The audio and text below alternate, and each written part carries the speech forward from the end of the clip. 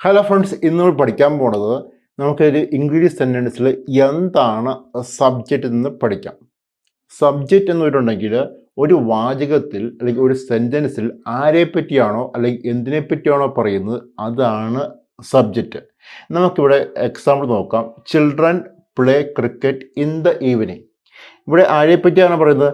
ഈ കുട്ടികളെ പറ്റിയാണ് പറയുന്നത്. ചിൽഡ്രൻ എന്നുള്ളതാണ് സബ്ജക്റ്റ്. അതായത് ഒരു സെൻറ്റൻസിൽ ആരെപ്പറ്റി അല്ലെങ്കിൽ എന്തിനെപ്പറ്റി പറയുന്നു അതാണ് subject. Kochi is a beautiful city.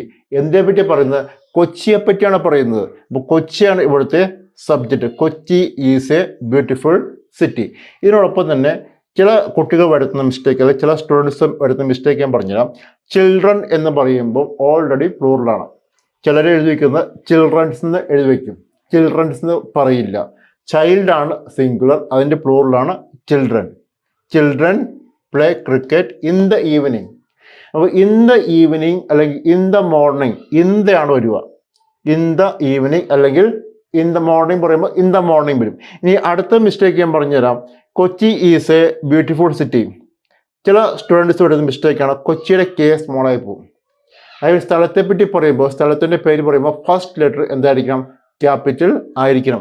അതുപോലെ ചിലത് വരുത്തുന്ന മിസ്റ്റേക്കാണ് ഈ എ ഇങ്ങ് ഒഴിവാക്കി കളയും.